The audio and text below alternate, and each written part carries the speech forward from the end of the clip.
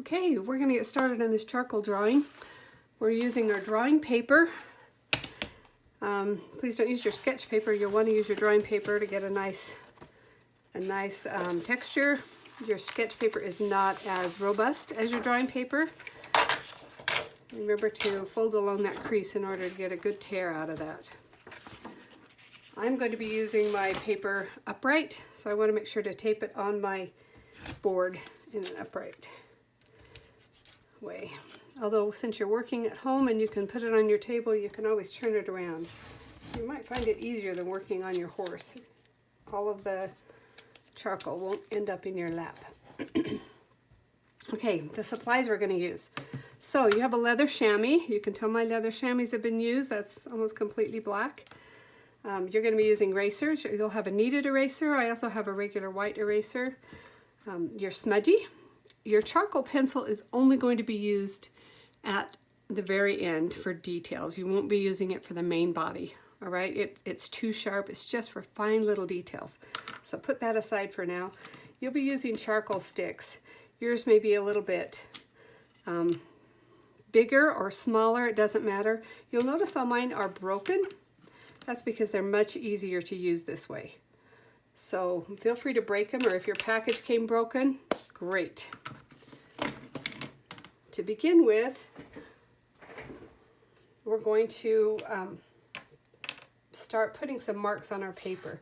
Sometimes when you go to use a charcoal, you get a weird mark like on either side, like on two sides. If that's the case, just turn it over once more, like this, so you don't end up scratching just the sides. You want the whole thing, all right? So you're going to get that, and you're going to use it everywhere. And if you feel, right here, I feel a bump when I go over it.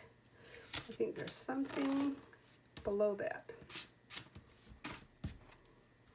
And that bump will always be there if you don't move it. So I'm going to very lightly go over my entire paper. For this negative drawing, this is how we're starting. And the reason we're doing this is because this is a certain texture that you get. And once you erase or you smudge, and then you go back over it, you will never again get this texture.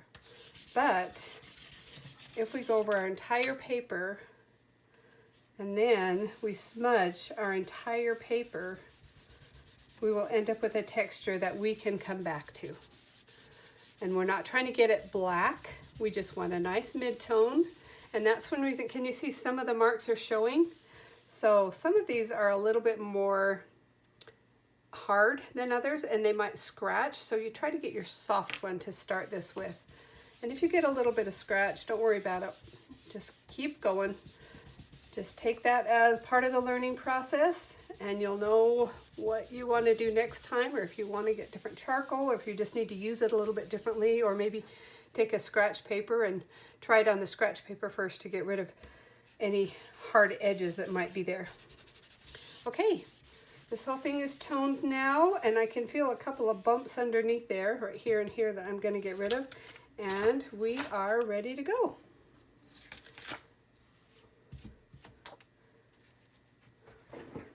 Oh, and I'm also keeping a damp cloth so that I can wipe my hands off before I get up and walk away, and I won't get black everywhere until I get to the sink, and a dry cloth to dry them off with.